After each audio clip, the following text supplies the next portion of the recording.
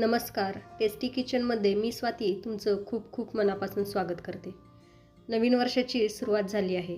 नवीन वर्षात पहिला सण येतो तो म्हणजे संक्रांत आणि संक्रांतीच्या आधी एक दिवस येते ती भोगी. या भोगीच्या दिवशी भोगीची मिक्स भाजी आणि बाजरीची भाकरी बनवली जाते.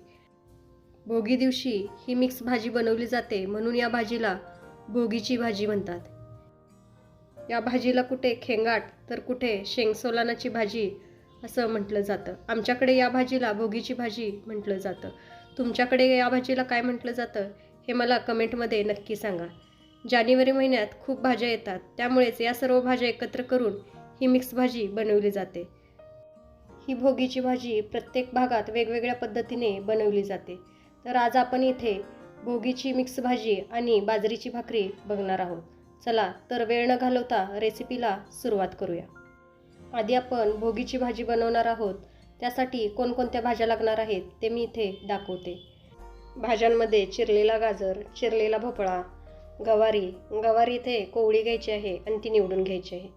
घेवडा, पापडी घेवडा आणि एक बटाटा मी इथं सोलून त्याला बारीक चिरून घेतलेला आहे. त्याचबरोबर ओला वाटाणा, वांगी, वरणा, सोलाना आणि भिजवलेले शेंगदाणे मी इथे घेतलेले आहेत. शेंगदाणे घालणे ऑप्शनल आहे, पण शेंगदाण्याने या भाजीला खूप छान चव येते, त्यामुळे आपल्याला इथे शेंगदाणा वापरायचा आहे. आता या सर्व भाज्या आपल्याला कोवळ्याच घ्यायच्या आहेत आणि बारीक चिरून किंवा बारीक अशा निवडून घ्यायच्या आहेत. कारण भाज्या बारीक निवडून घेतल्या किंवा बारीक चिरून घेतल्या तर भाजी शिजायला फार वेळ लागत नाही. या भाज्यांव्यतिरिक्त तुम्हाला अजून कोणत्या भाज्या हव्या असतील तर त्या तुम्ही यामध्ये घालू शकता. या भाज्यांचं फिक्स असं प्रमाण नसतं. तुम्हाला ज्या भाज्या आवडतात त्या भाज्या जास्त प्रमाणात आणि कमी आवडणाऱ्या भाज्या कमी प्रमाणात घातल्या तरीही ही भाजी खूप छान होते. तुम्ही तुमच्या आवडीप्रमाणे याचं प्रमाण कमी जास्त करू शकता. आता यामध्ये मी मगाशी तुम्हाला बोर दाखवायचं विसरले होते. बाजारात जी बोरं मिळतात ती बोरं घेतलेली आहेत आणि त्यातील बिया काढून त्याचे असे बारीक काप करून मी इथे घेतलेले आहेत. या बोरांऐवजी छोटी गोल जी बोरं मिळतात ती वापरलात तरीही चालेल किंवा पेरू वापरला तरीही चालेल. आता आपण भाजी बनवायला घेऊ. त्यासाठी मी इथे गॅसवर कढई गरम करण्यासाठी ठेवलेली आहे. कढई थोडी गरम झाली की यामध्ये मी 4 चमचे तेल घालून घेते. इथे आपल्याला तेलाचं प्रमाण थोडं जास्त घ्यायचं आहे, कारण आपण वरती भाज्या न शिजवता या तेलामध्येच कमी पाण्यामध्ये शिजवणार आहोत, त्यामुळे इथे आपल्याला तेल थोडं जास्त घ्यायचं आहे.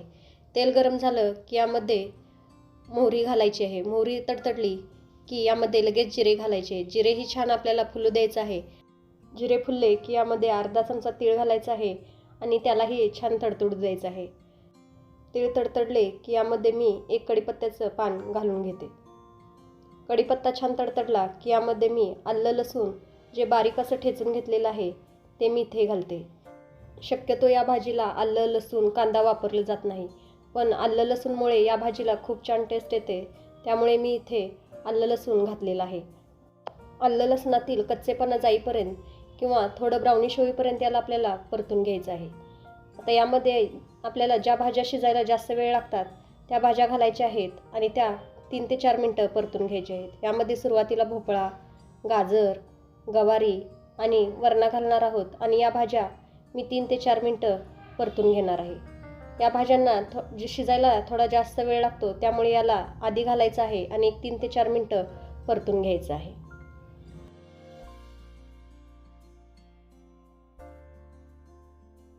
तीन ते 4 मिनटं मी या भाज्या परतून घेतलेल्या आहेत.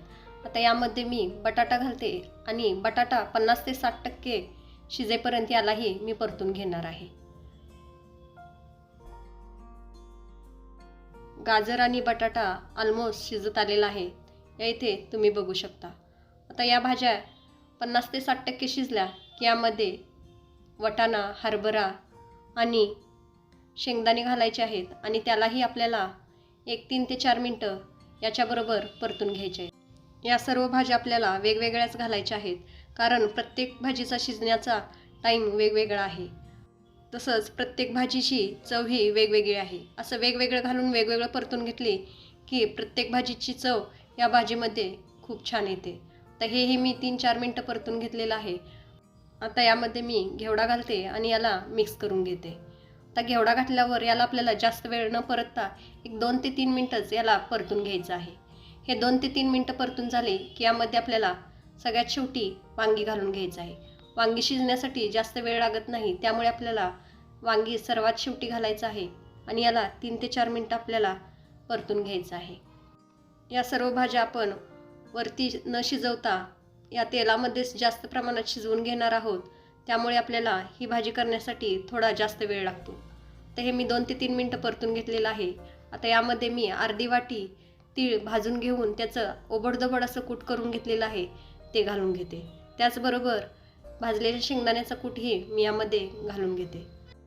त्याचबरोबर 2 चमचे घरगुती तिखट, चवीनुसार मीठ आणि थोडा गूळ मी इथे घातलेला आहे। या भाजीमध्ये उसाचा गर किंवा उसाचा रस वापरला जातो, पण या इथे माझ्याकडे दोन्हीही नाही आहे, त्यामुळे मी इथे गुळाचा खडा घातलेला आहे। आता याला मिक्स करून घेऊयात आणि मंद गॅसवरती याला 3 ते 4 मिनिटं परतून घेऊयात। या इथे आपल्याला गॅसची फ्लेम एकदम मंद करायची आहे आणि हे मिक्स करून घ्यायचं आहे।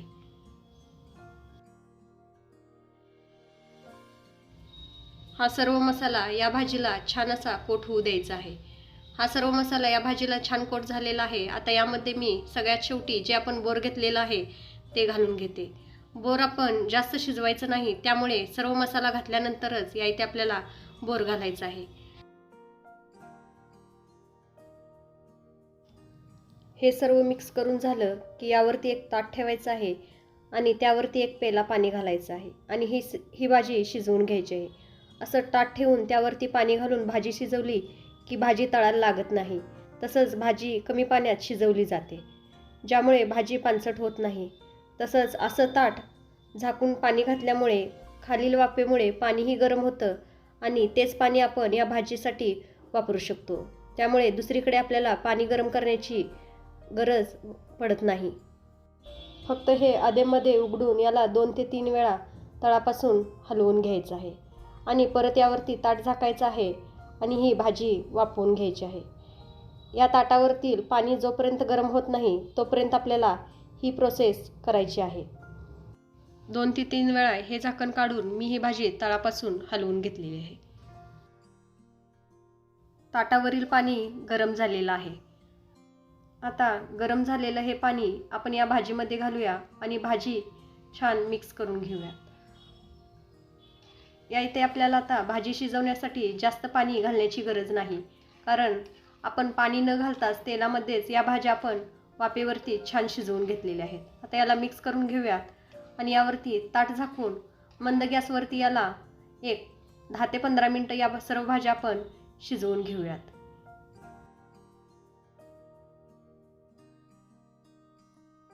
10 मिनिटं झालेले आहेत। आपण झाकण काढूया आणि या भाज्या चेक करूया।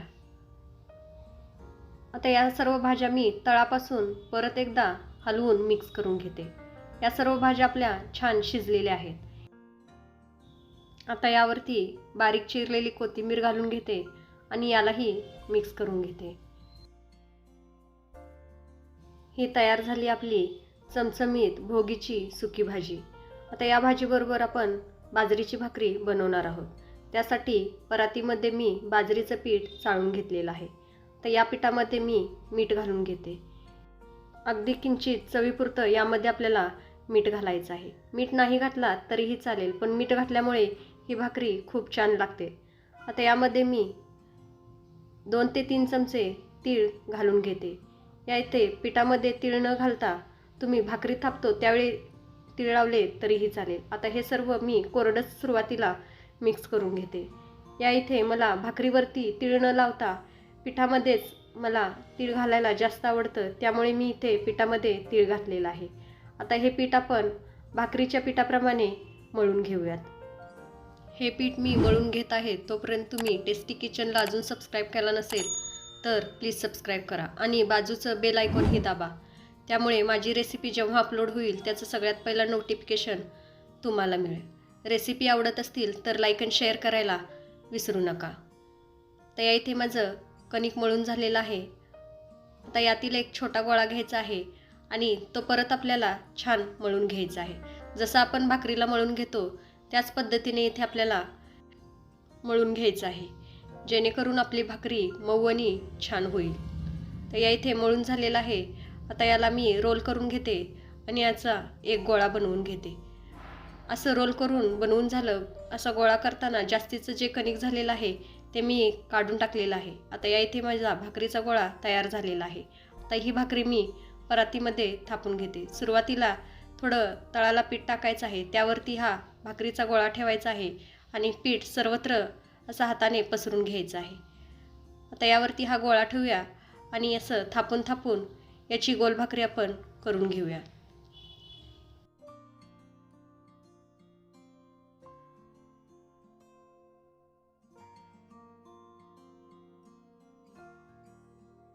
इथे माझी भाकरी थापून तयार झालेली आहे. हे भाकरी मी करत असतानाच बाजूलाच तवा गरम करण्यासाठी ठेवलेलं होतं. या इथे माझी भाकरी तयार झालेली आहे आणि तवाही गरम झालेला आहे. आता या गरम तव्यावरती मी ही भाकरी घालून घेते. भाकरी घालून झालं की भाकरीच्या वरती सर्व बाजूने पाणी सोडायचं आहे आणि त्याला सगळीकडे असं पसरून घ्यायचं आहे. जर तुम्हाला हाताने पाणी लावता येत नसेल तर कपड्याच्या साह्याने लावला तरीही चालेल. आता हे सर्व पाणी आपल्याला या भाकरीवरती सुकू द्यायचं आहे. तोपर्यंत आपल्याला ही भाकरी पलटायची नाही. यावरील सर्व पाणी सुकलेलं आहे. आता ही भाकरी आपण पलटून घेऊया. आता दुसऱ्या बाजूनेही आपल्याला ही भाकरी छान शेकून घ्यायची आहे. दुसऱ्या बाजूनेही ही भाकरी आपल्याला छान भाजून घ्यायची आहे. जर एखाद्या बाजूला भाकरी भाजली नसेल तर तिला फिरवून फिरवून असं भाजून घ्यायचं आहे. या इथे आपली सर्व बाजूने भाकरी छान भाजून झालेली आहे. आता तवा बाजूला ठेवूया आणि त्याच गॅसवरती भाकरी अशी पलटी घालायची आहे आणि तिला परत असं भाजून घ्यायचं आहे. या इथे आपली भाकरी छान फुगलेली आहे, तुम्ही बघू शकता. पॉवर गेलेली आहे त्यामुळे थोडा अंधार झालेला आहे, प्लीज समजून घ्या. आता ही भाकरी सर्व बाजूने गोल गोल फिरवून छान खरपूस अशी भाजून घ्यायची आहे. ही आपली बाजरीची भाकरी तयार झालेली आहे. खरपूस अशी मी ही भाकरी भाजून घेतलेली आहे. ही तयार झाली आपली बाजरीची भाकरी. आता आपण ताट सर्व करून घेऊया.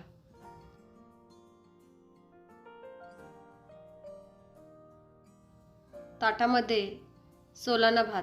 या सोलाना भाताची रेसिपी लवकरच आपल्या चॅनलवरती अपलोड होईल, बघायला विसरू नका. त्याचबरोबर लोणी, भोगीची मिक्स भाजी, कांद्याच्या पातीची भाजी, कोरट्याची चटणी, गाजर, कांद्याचं पात आणि बाजरीची भाकरी. किती छान ताट तयार झालेलं आहे, तुम्ही बघू शकता. या पद्धतीने तुम्हीही भोगीची भाजी बनवा आणि मला कमेंटमध्ये नक्की सांगा. रेसिपी आवडली असेल तर लाईक आणि शेअर करायला विसरू नका. वेळात वेळ काढून ही रेसिपी बघितल्याबद्दल खूप खूप धन्यवाद. परत भेटू अशाच एका नवीन रेसिपीसोबत. तोपर्यंत मस्त खा, टुमटुमीत रहा. Bye bye.